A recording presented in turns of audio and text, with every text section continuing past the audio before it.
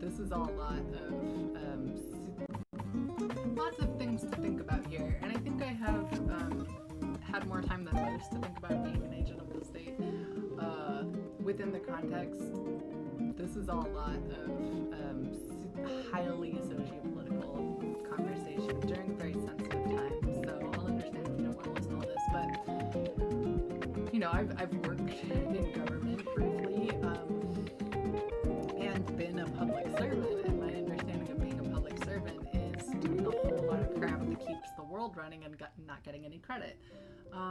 So there's that side of government where absolutely, the Parks and Rec show where like absolutely nobody wants to applaud when the sewer system works properly, but we're all very grateful that it continues to exist, right?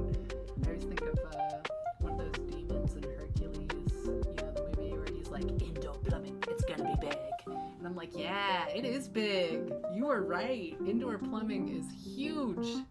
Shout out to indoor plumbing. Every time that my toilet gets like too dirty, I see that and I'm like, I'm letting all the people who like participate in toilets like down. I'm letting them down. The people who built the toilet, the plumbers who installed the toilet, the people who like regrouted, like everyone involved in this toilet being here today. I'm letting them down when that toilet gets dirty. Is that like really high key? Yes. Do I take myself that seriously all the time? Probably more than I should. Is it a very interdependent means of acknowledging every last bit of labor that goes into the experience that is my life when it comes to the social contract of people that I actually am like kind of beholden to? Yeah, it feels very sane to think that way, and it feels very insane to not be paying attention to that kind of thing. So,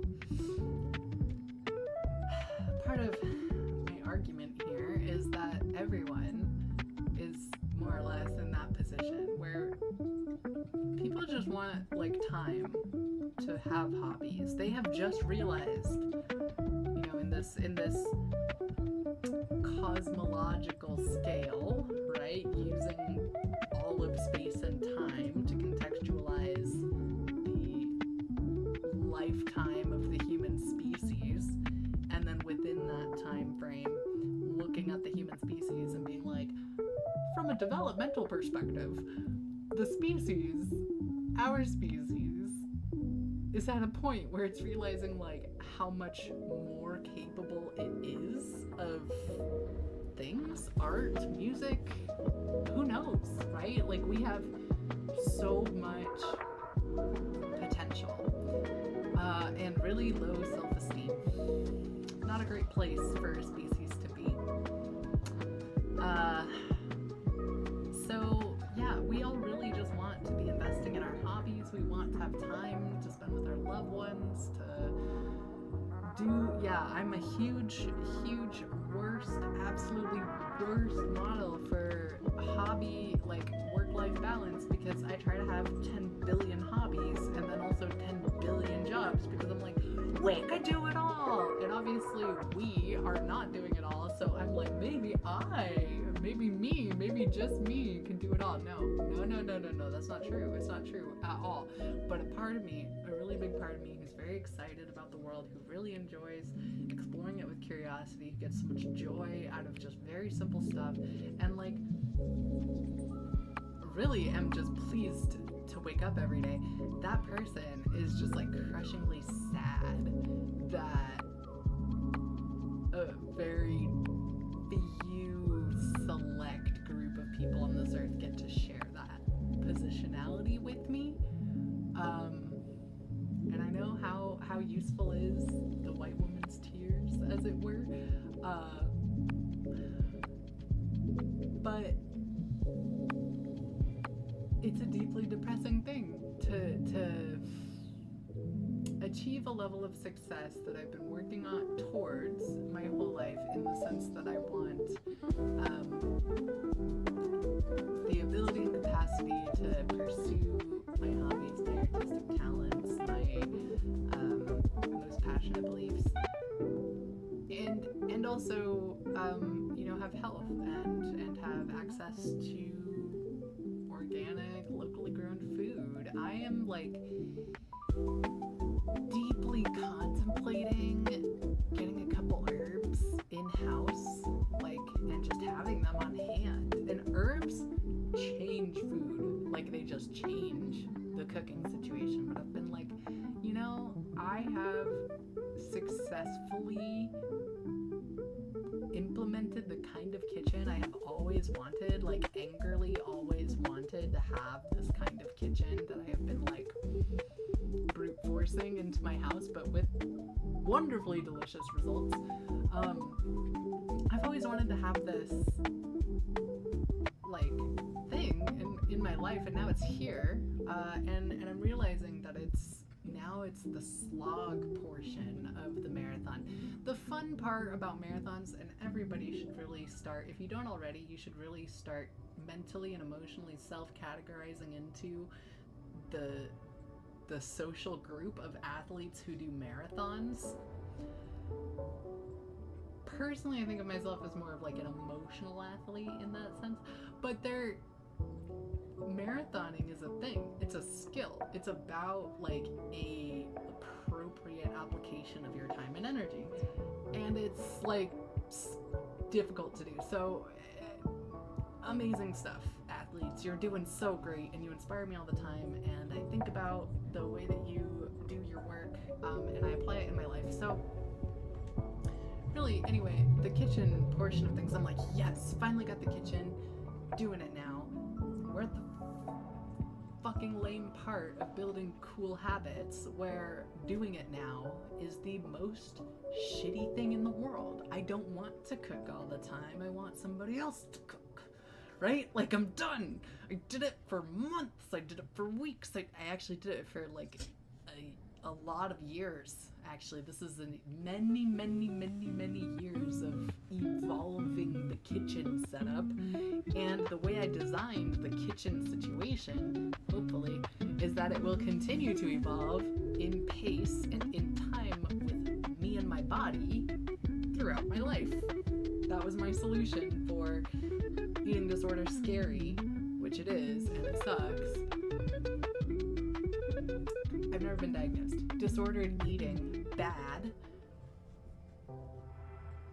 Yes, it is, and it sucks. So, like, this is my angry assertion of my own desires into my life, is to have this, like, evolving, living experience of a kitchen.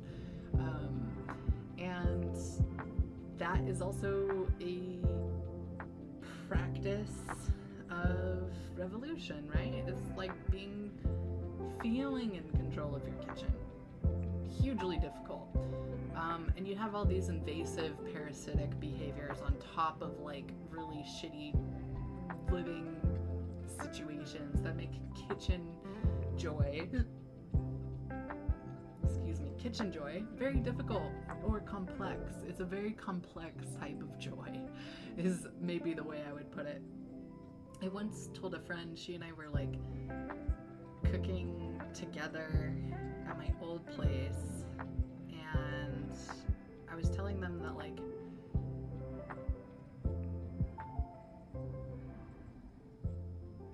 every single item in my kitchen has a million pieces of other people invested in it, because they're meals that I like shared with people.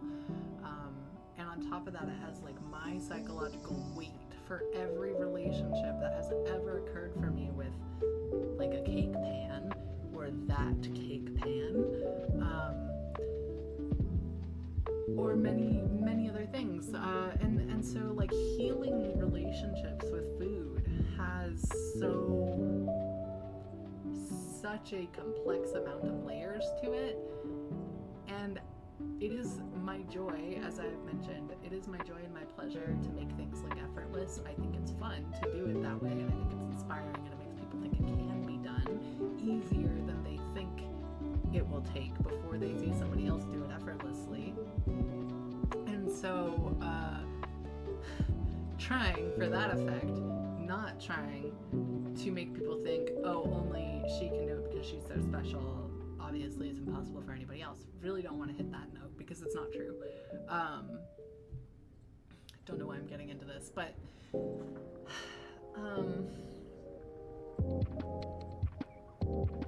this kitchen relationship is just like years and years, like more than a decade and a half in the making.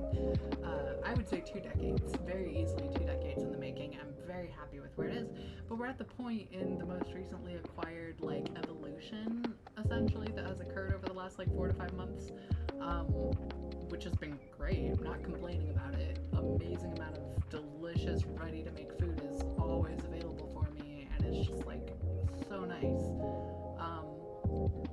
But the thing I am complaining about is the slog. We are at the slogging part of habit forming.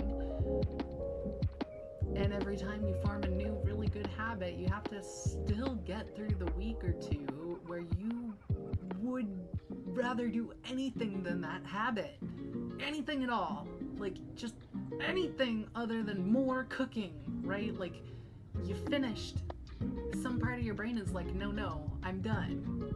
I learned the thing, and now we're done. We don't do anymore. And that's my brain right now. It's like, no. And I did try to build this in by choosing meals that would like bulk create, like it would make enough food that I could eat, like I said, 5 to 7 days. I don't know. I'm really stoked that what I have right now in the fridge is going to last me through several days of not having to think about food, because at this point, that's sort of what I'm cooking for, is like, okay, now not only can I do delicious, exactly to my taste meals, but I can do it in a way where my like time sense is satisfied, because that was a huge part of making this work,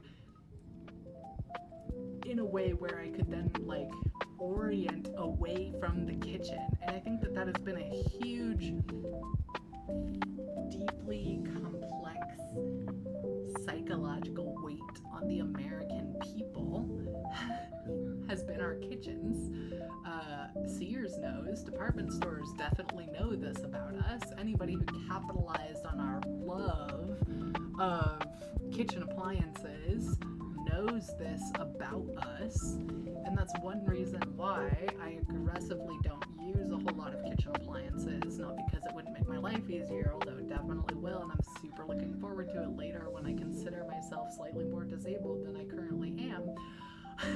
But the main like purpose of my kitchen is to train myself on like modes of thinking and behaviors that are going to inform lifelong healthy, delicious eating habits that can scale beyond a single individual to multiple individuals, but also that can just feed me and potentially feed me through long periods of me not wanting to cook or having a diversity of life decisions. I know that you have heard me say all of this before, but it is a very reasonable baseline for commonality for us to all use as a species when it comes to finding commonalities. I think healthy food behaviors is a great public health thing to orient behind, and the joy, the shared joy of cooking together is a healthy thing for us to unify around.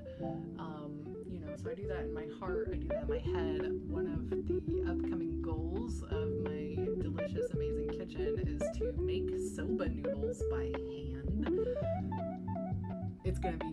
It'll be a challenge, but not right now, right? Like, we have evolved to the place in the kitchen where it's all just ready to eat, and I'm actually really hungry, which is why we're talking about food right now. But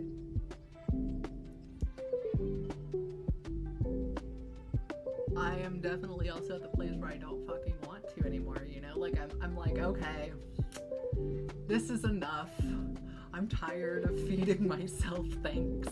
We live in a modern world. Other people could do this for me. Can't I just pay somebody to do this for me? Actually, no, I can't. I cannot afford to pay anybody to feed me. It's not in my financial means to do so, and that is a huge aspect of all of this work that I've done on the kitchen.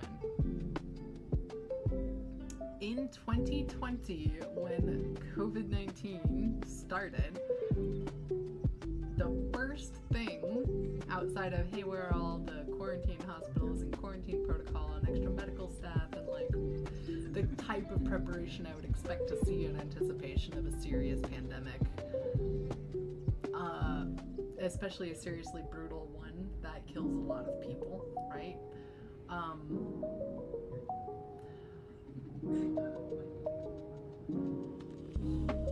But one of the things I noticed in those very early times, wait, why am I talking about this? Oh, food service, still open. You can still just buy food and people will bring you food. I'm like, food is one of the quickest ways to pass a virus. Easiest, quickest way. You want to actually retard the spread of a disease, then you actually impose things like genuine quarantine. And no criticism here, okay? Like, first of all, to every person at the policy and medical professional level where you were doing active work to prevent like increased numbers of death and dying, you did your best. Like, I'm just going to assume that, because we have to assume that about our medical community, is that they are doing their absolute best under some really shitty circumstances. So I first of all want to say that I'm not like targeting anybody with criticism here. I'm actually more targeting like the general populace and their poor literacy or seeming collective agreement on healthcare as a whole and preventative healthcare in specifics. And I'm not saying that people didn't know that that already existed. So considering where the average person, when we do average everybody, is when it comes to their level of suspicion towards the medical community, which, as I have mentioned, is super valid and just to have that level of distrust towards the American medical industrial complex.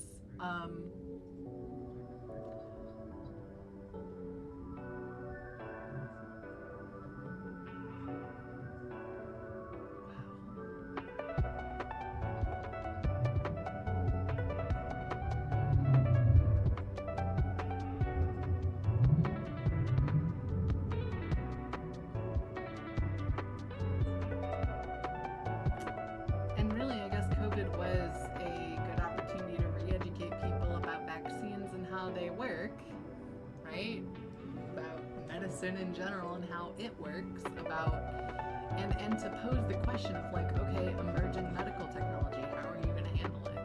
Do you feel like literate and capable enough to make good decisions for yourself and your health? I don't think you do. I don't think most people do. It's a problem. How can we? How are you supposed to trust the medical industrial complex? You don't. A lot of people don't. And you do see this like going their own way thing with a lot of people when it comes to their medical health. They're like, you know what? Rather take my chances. And as always, I kind of toe the line with that. I'm like, well, I mean, like with the eye thing, like, oh, I could be infected, could have injured it, could also just need some rest. And honestly, it's feeling better. So I'm thinking it just needed some rest.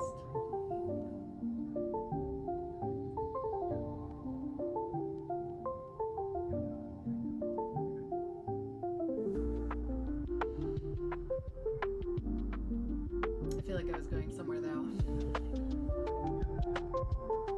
Cultural exchange via food. Yeah, something like that. That's already happening, right? Just thinking about more ethical and environmentally friendly practices for all of these things.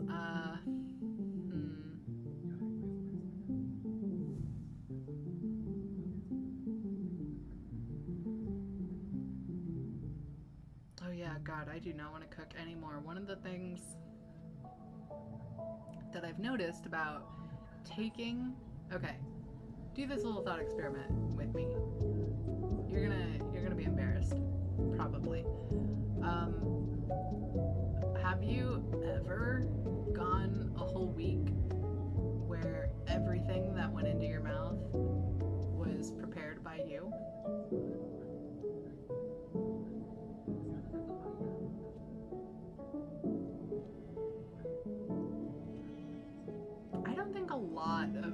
average Americans could say yes to that. I think like none.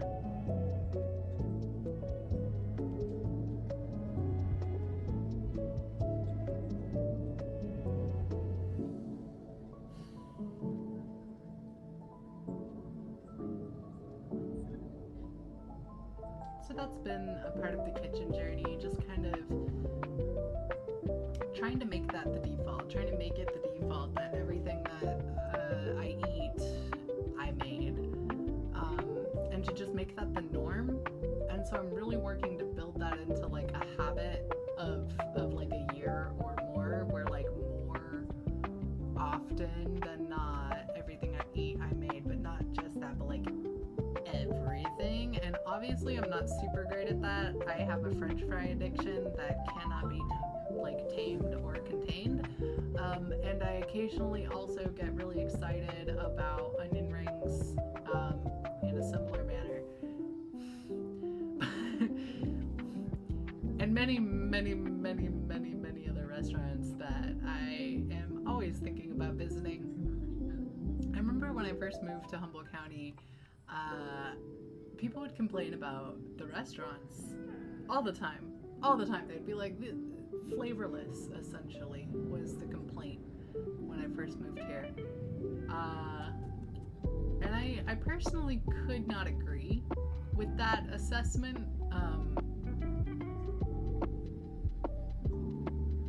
Because a part of what I noticed almost immediately upon moving here was that almost everything is like really locally like accessible. And locally to me, right? Coming from an urban center in the middle of a landlocked country, having access to like community supported agriculture, locally sourced grocery stores, first of all, that's kind of rare in America as a whole, kind of special in its own way. This region is wealthy in food in a way that makes it somewhat independent, and that is a huge draw for a lot of people around America. A lot of people went out for homesteading, a lot of people went into tiny homes. There was like a giant movement towards this being able to grow your own food thing. I just happened to end up in a county where locally sourced ingredients were actually not that hard to find. And so when people would complain to me about the restaurants being like flavorless, I could not agree. And it took me a really long time to figure out why. Actually, I realized like food in the body, and the way that you feel it in the body and the way that you interpret food in the body is a process that takes weeks and months. And that type of that like length of thinking time is something we rarely give any proper amount of space for in our fast-paced rat race day-to-day lives. So this long-form means of elaborating our environment, aka eating, is a slow 2 to 4 week process. And 3 months ultimately, like if you're gonna change your like microbiome in a significant way, it takes about 3 months to like orient it towards new noms, new nutrients, and that depends on how frequently you mess with your diet. I really love having a varied diet, and I have perfected messing with it in a way that doesn't make me deeply gastrointestinally uncomfortable, or I accept my gastrointestinal discomfort as the natural consequence of being so exploratory in my palate.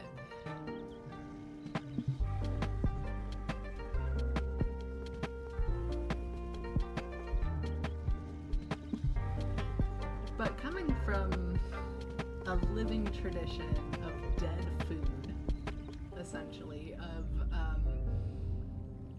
canned canned food, and no knocking canned food. That was a wonderful invention. We just need to use it appropriately. But in growing up, more often than not, on food that wasn't fresh, and that being the norm for people, a significant amount of people in America and in the world, unfortunately, but definitely more America than anyone else. Like, we have a pretty bad situation when it comes to food here, don't we?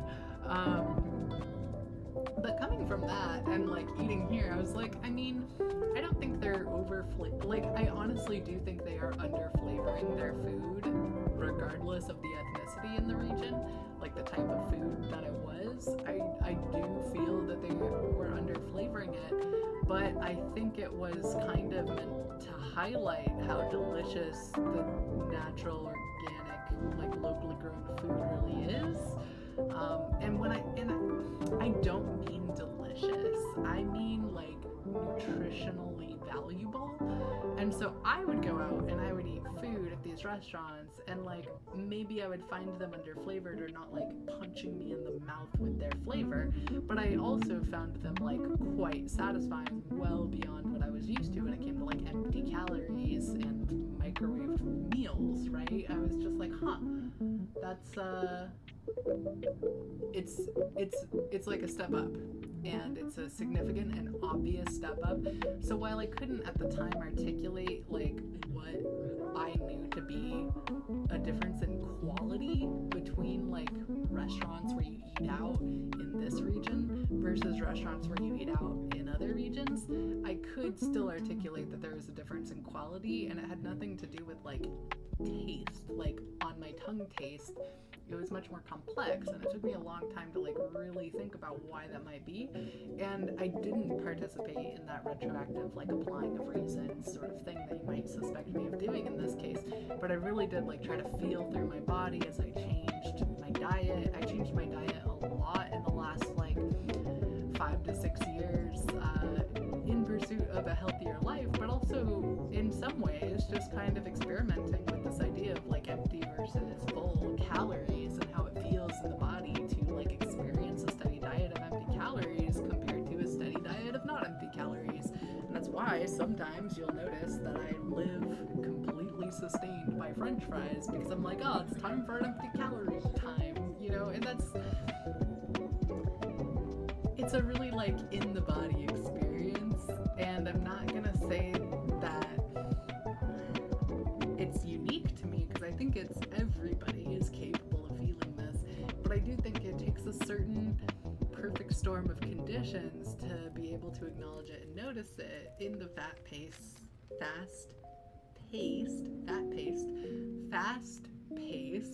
rat race life we live. And of course, there's all sorts of interpersonal cognitive things that everybody has to move through when it comes to their relationships with food in the first place. As I've mentioned, it's a very deeply complex and personal experience that I'm totally sharing with you, partially because I'm very proud of myself for having built a robust enough structure that it's shareable without collapsing, but also because I think it's worth sharing and important to share how nutrition will shape and affect your entire life and outlook on life, to be quite honest. But this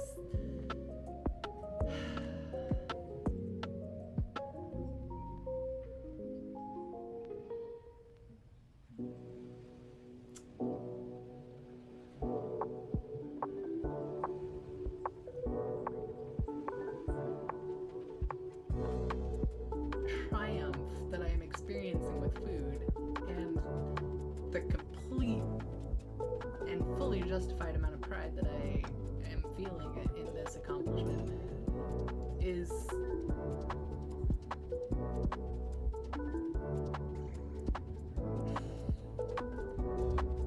this success does not in any way change the fact that I am tired of cooking, right? Like, one of the things that I got out of taking over all of the food and taking it back from anybody else cooking for me, it all had to be me again, and like really me. It was like, oh no, I need dessert, like I need sweets, I need something sweet, and I hate candy manufacturers with a blinding passion, in the same way I hate Nestle, for obvious reasons that people should just know by now. But I don't hate the candy manufacturer in downtown Eureka, okay? You're off the hook. And certain candy manufacturers out there who are doing it like in the old school small scale type of way, cool, keep it going. You're not my target at all. But the Hasbros of it all are really just, there's just no excuse for that level of like willfully poisoning the American people with empty calories and high sugar content, as much as your confections are like dopaminically enjoyable. They add no other value, and I think that is not acceptable. But, you know, I'm just like a person who rains on parades, apparently. I didn't get to grow up with cable TV, and I'm taking it out on you. Sorry about that. But I need sweets, and so recently I was like, well, I just made another round of chocolate chip cookies. I guess I'll make another round of chocolate chip cookies. And on the one hand, my house always smells like baked goods. Always nice. On the other hand, it is an unending amount of cooking. You are just constantly making stuff. Could I like mechanize this in some way that makes it quicker? Sure, I totally could. I have 3 fucking batches of chocolate chip cookies in the freezer, ready to go. Anytime I need a sweet, I got my chocolate chip cookies. They're there. They're ready to go. We're stoked. We're stoked and booked. Like, it's gonna happen for sure. I even have like a square of chocolate in the fridge, and that could totally satisfy my need for sweets, because I worked really hard to make sure squares of dark chocolate could do that for me. And I still continue that practice because, again, it's important to keep the thing alive. At the same time, there's only so many times you can eat a square of dark chocolate and be like, yeah, this is totally dessert, and for that to really be satisfying. No, you have to like go get ice cream, which yes, I do that too. Ice cream and french fries are really, they are my like sweet treat jams. I might go get some ice cream today even. You don't know. It could be any. The day is full of wonder, and the future is unwritten.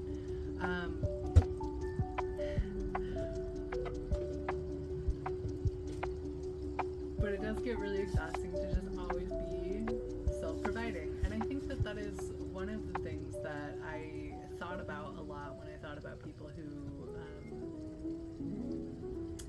go their own way or decide to be alone monastically as a means of just lifestyle, whatever it is. I'm not including incels or men who go their own way. I think of them as a hate group. And also incels, by the way, incel, that term was coined by a woman, by the way, just for the record.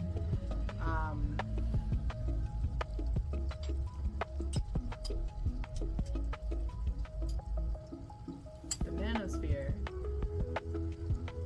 can definitely suck my right nut.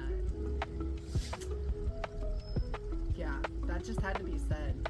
It had to come out like that. Like everything, it was unavoidable. But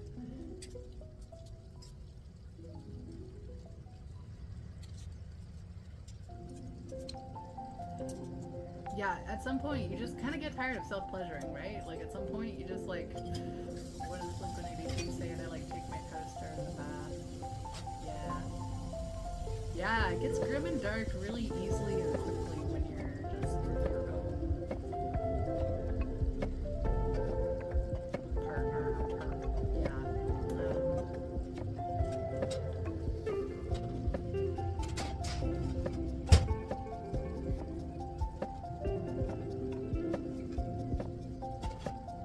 And that's like normal, right? Like that's what I wanted. I wanted to understand what that type of isolationism actually is, because as a femme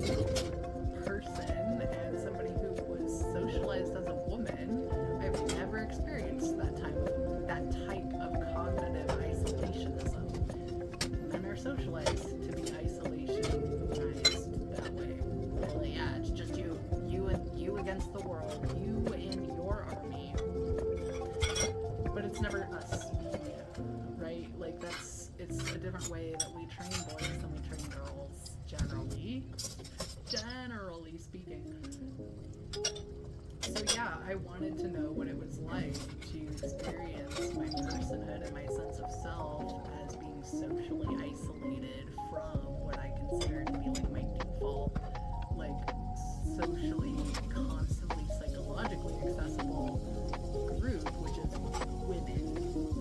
And then be like, well, let's add internalizing transgenderism to the laundry list of self-construction that we're doing, because technically speaking, yeah, you're super all over the place with your genderisms. So you gotta make a decision. And I was like, I fucking hate gender. I'm like, fine, then you're a gender anarchist. Just get over it and choose something. And I was like, but we can all get tired of binaries and subjects.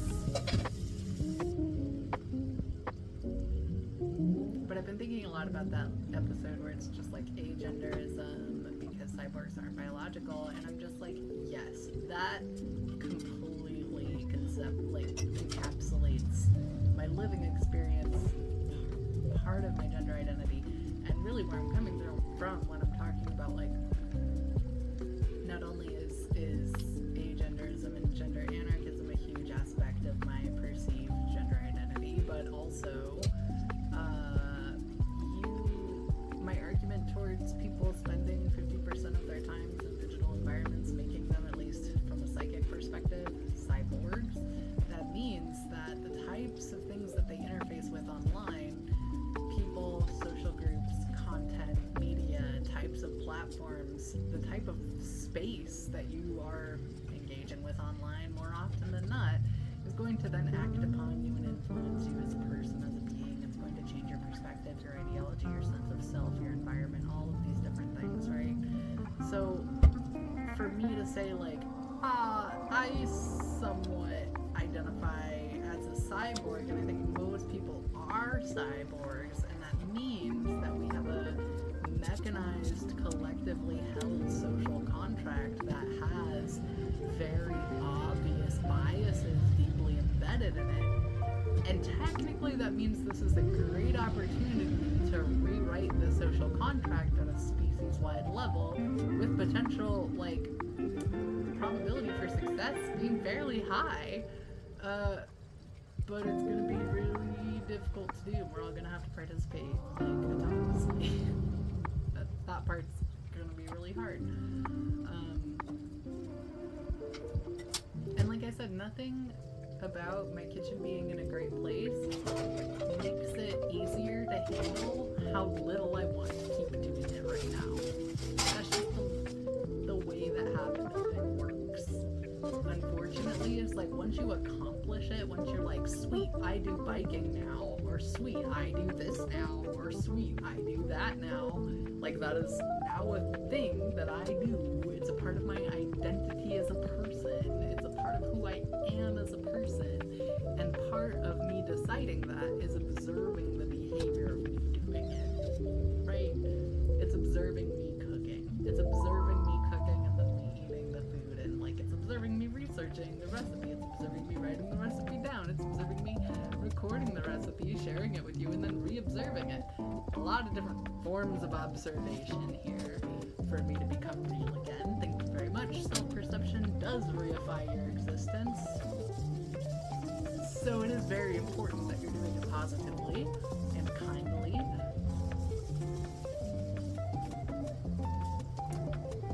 But nothing about any of those triumphs changes how little I actually want to do any more cooking, though doing more cooking is the exact thing that I need to do to solidify this as a habit that I then don't have to think about and can actually automate to a certain extent without giving it as much psychological weight as I had to give it in order to start the habit. And that's one of the biggest things that gets people fucked up when they are trying to start new habits, is not adequately like assessing or accounting for the change in the psychological weight that you're giving different aspects of the habit building process in a way that's dynamic and quick enough that will allow you to then follow through on building the habit. And I've built enough habits in my life at this point that I am fairly familiar with how that process looks and where, for myself, I need to be putting the psychic weight at what times for me to be able to follow through and like actually complete the damn thing, right? And currently with the kitchen, I'm now at the place where like I absolutely do not want to cook anymore ever again. There's nothing in me that wants to continue cooking, and yet I am going to have to continue cooking right now in front of mine own very eyes in order to convince myself that this is a thing that I do and I just always do it and it's just the thing that I do. And once I'm convinced that that's the case, it'll be so much easier to automate it because my body will believe it before my mind has to think about it, right? That's the point of learning motion. That's the point. That's what you learn in fucking karate. You do muscle memory training. And to do that, you have to just do the thing. That's it. You just have to do it, and you have to observe yourself doing it. You do it, and you observe yourself doing it. That's how you train physical combat, close quarter combat, in a way that makes it automatic, which is going to improve the likelihood of you surviving a close quarter combat sort of experience. Personally, I don't think I have a huge likelihood in this moment of surviving that kind of experience because I have absolutely no discipline whatsoever and have not been practicing my CQC. But if I was practicing it, I would have a better chance. And currently what I'm practicing is the kitchen aspect of my life. And it's been going so well. We're finally at the triumphal stage. We're finally at the stage where I feel I have like nailed making this habit a habit. And there is now the secret corridor of space where I just need to continue doing it and not ever acknowledge how much I totally nailed that shit until later, once it becomes a habit that I've automated so that I don't have to think about it with that much weight anymore. And then I can go back and self-congratulate. This is my process. But I like to remove the part where I celebrate until later, when it's already a habit. I don't want to celebrate yet. I'm not ready. And when I'm in my zone, I do manage to turn that transitional period where, like, okay, well now what we have to do is just reinforce the habit. We have to reinforce the behavior. We just have to do it, and so we have to see ourselves doing it, and then we can automate it to the point where the like dread of like spending 2 to 3 hours cooking is gone. Where I'm like, nope, that's what we do. We spend 2 to 3 hours cooking, and then the rest of the week we spend maybe 10 minutes cooking or preparing food. That's it. It's such a good use of time, but it's the Costco dilemma, that's what I call it, where you have to allocate up front a significant chunk of your investment in order to get the benefit. It sucks, but it is the rule of the kitchen, for sure. And it seems to be a rule of other things too, which I find interesting. So, you know, that's, I like came on today to really come back to at least weekly, but definitely more regular recording and uploading, after having improved the functionality and taken a break enough to like actually feel the joy of all of the triumphs. Now coming back to it with some more regularity, I'm like, how do I update you on the state of the cozy when the state of the world is so overwhelmingly horrible? Like, why would you even want to hear what I have to say about how things are going? To me, it just sort of feels like I'm rubbing it in your face that I'm having a great time individually, but things are really shitty in America, and there are people who are actively having the worst time. So like, what right do I have to even start talking? And it's that exact thing that keeps people from like just continuing to talk. So here we are. But yeah, I'm at the part of the kitchen where we just gotta cook, and it's just gotta be made normal. And I guess I'm sharing it with you because this is my way of making this transitional part joyous. Oh yeah, I was gonna say, usually I tend to insert more joy into this portion of habit learning where like at the part where I am able to acknowledge that I should be celebrating but also understand that I need to continue to repeat the behavior behavior, and if I celebrate too much, I won't have the energy to repeat the behavior, right? Because like repeating that behavior still takes energy. You don't celebrate, woohoo, it's done, now no more energy output. No, still energy output. You still have to have energy output, so you can't celebrate in a way that like reduces the assumption that you have to put energy towards this thing, right? And that is the part that trips people up. It's like they celebrate and part of their brain goes, okay, we don't need to try anymore. No more energy. No more energy allocated to this part of our thing that we're doing. Done with that. We celebrated. That's over now. We're going to do some other thing. No! Right? Like you're trying to build a habit. You're trying to build something that's like always, all the time, lifelong even, but definitely not just like a few months and then you're done. So, or even a few weeks and then you're done. So like that part of like, ooh, time to celebrate, potentially completely wrecking your progress so far.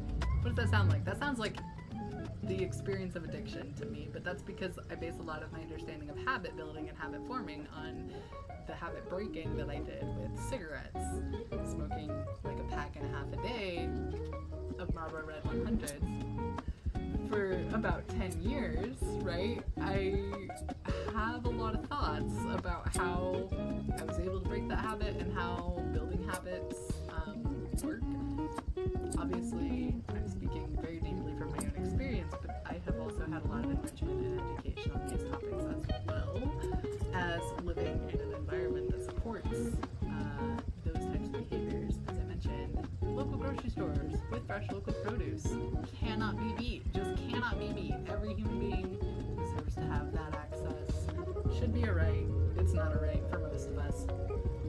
So yeah, you know, I'm at this point where should be celebrating, but like how do you weave that celebration of the accomplishment into the continued expression of the new habit?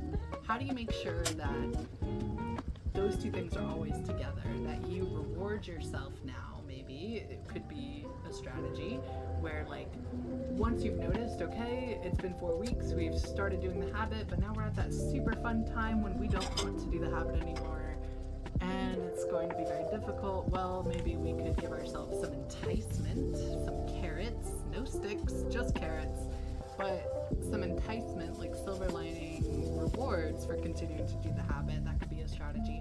Personally, yeah, like that's for sure it. Maybe like I hold off doing some of the recipes I most anticipate until that corridor of time, or perhaps I record or I don't record, right? Depending on whether sharing this moment is going to bring me more joy versus not sharing the moment is going to bring me more joy, right? So like all these different decisions about how to incorporate joy in this section of the habit building process, but really ensuring that joy is the thing that's being incorporated, that we're like underlining the fact that this is a positive and exciting experience, that we're celebrating a transition, that this is a moment to be noticed and acknowledged. And really a lot of the time it does start with just acknowledging those moments.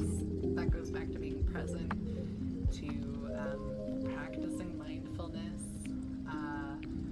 and in all ways just yeah, I don't know, being here, being alive, enjoying it, kind of enjoying it, sort of, at least being happy to be here. The world is grim, but our lights are so bright. Our unique individual light that we bring the world, and our world does shine with the light of all of humanity. It's overwhelmingly brilliant and beautiful, and that brilliance and that beauty is one that I have never seen us actually argue about. We do argue a lot about evil and about what is evil and what makes human beings bad and what makes us evil and what makes us like predisposed towards destruction. I see a lot of arguments about why we suck, and I have yet to be convinced by any of those arguments that they aren't just projections of the person who's speaking them and their internal world, internal perception of the experience of existence. It kind of reminds me back back in the day when, like, I don't know who it was. It was definitely a gay man, but they were kind of taking the Bible apart, like step by step, and really explaining, historically speaking, the different influences and these different things going on in the Bible from a literary and a historical perspective, from like a personal insight kind of way. He was really funny. I think we were like sitting at a diner or something, but I don't know, it was just like his thing that he was into, so he was taking it apart. And he got to the butt sex stuff, you know, like the Sodom and Gomorrah shit, and very just blithely passed over it. Nah, written by hurt people. Kept going. And I was like, fucking mind blown. Me never being socialized male, despite growing up quite tomboy, never would have occurred to me to make that very lucid, very in the moment insight about that particular section of the Bible. But once it was made, I was like, yeah, no shit, of course, that makes so much sense. That was written by some hurt ass people wrote that shit. And of course, I had to dwell on that, and I was like, wow, so if those hurt people made that stuff, then other hurt people probably made other things, which implies that hurting people is really our biggest challenge as a community, which, as I've mentioned, we are all getting really good at like reflexively, interpersonally relating in a way that turns the motion of hurt away and like kind of repels that process of transference. There's a lot of beautiful ways I've seen people push back against that process that we have all noticed happening.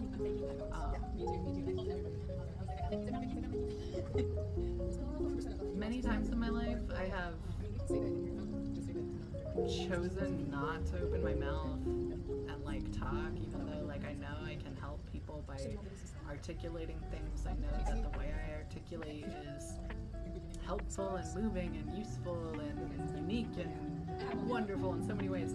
A lot of times I shut the fuck up because so many people are mentally vulnerable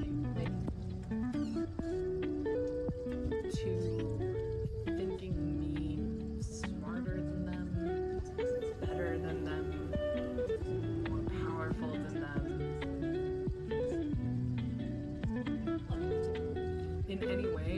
And it's not just my reflexive dislike of being placed above others that comes up for me when I experience that type of othering. You know, the positive type of being othered is to be venerated or idealized. But I don't enjoy othering as an experience in a general sense just because I have attachment issues. So I much prefer to just continue to be included with the rest of the species as like a normie possible, in a as normie possible kind of way as you can possibly manage as my listener. But also I just don't think it's good to idolize. I think they were super right about not creating false idols, and I think that if you idolized me, it would be pretty false. In the sense that there's nothing that I am that you're not also capable of being. And I do think that idolization to a certain extent, not to the point of idolatry, but to the point of just like being like, oh, they're so cool, you know, like that is fine. You can idolize me like that. But don't, like, no pedestals, alright? Like, or pits. Not a fan of the pit either. I could feel other people putting me in a pit. Not a fan. The pit and the pedestal, both places, I do not like being psychologically when it comes to the way people place me in the world in relation to themselves. And you can feel that. Everybody can feel the way we place one another in a ratio way in the world in relation to ourselves. Social status, and it can be ascribed or achieved through a variety of ways, and it's it's a real thing in the world that has real impacts. And I'm not trying to say I don't want to be socially wealthy. Everybody wants to have high social economy. Nobody doesn't want that. I'm just saying that for the good of our species, we have to like regulate how much social wealth we apply to people collectively. And that's harder. Like, that's way more difficult to discuss or even accurately quantify, given how bad we are at accurately evaluating emotional labor. And that, like, social positionality is a aspect of emotional labor. It's an emotional muscle that you are stretching every time you do it. So in a society fairly incapable of accurately quantifying emotional labor, at least as far as our like external structures go, right, for compensating emotional labor, social structures, financial structures, organizational structures, none of them are very great at compensating emotional labor, right? Aren't I right, ladies?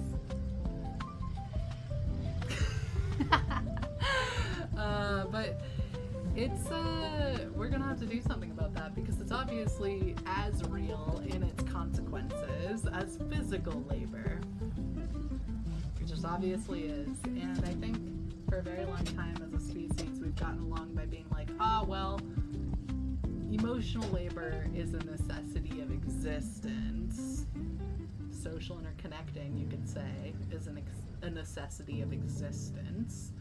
So let's not focus on that so much, and we'll focus on all the physical labor instead, because we need to construct, reap, sow, protect, defend, conquer, rule, all of these things, including specialize in industry and in economy to the extent where anyone, in theory, can do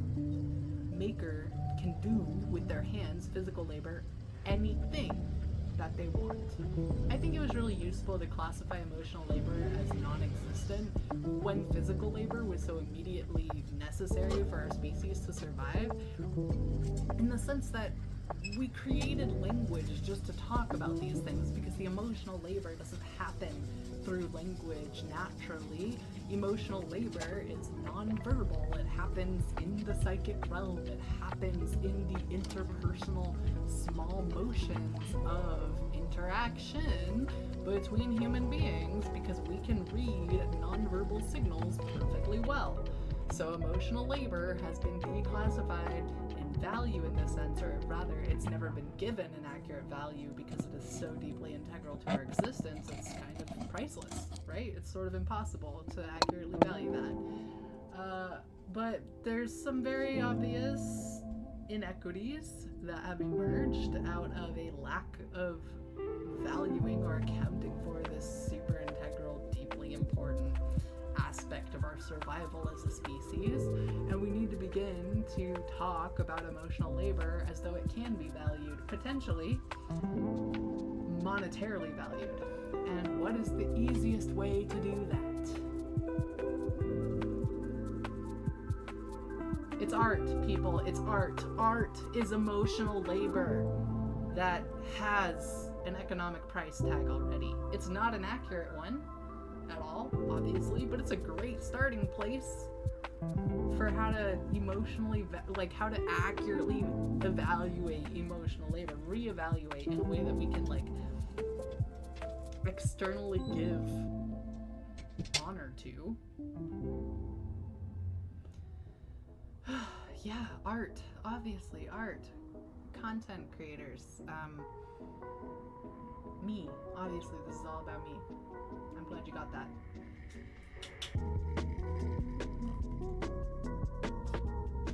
No pits, no pedestals. Anarchism, actual non-hierarchical means of interrelating, means being able to accurately place people, other people, on a plane at equidistance, level-wise to you. Don't idealize them, don't demean, dehumanize like that all the time.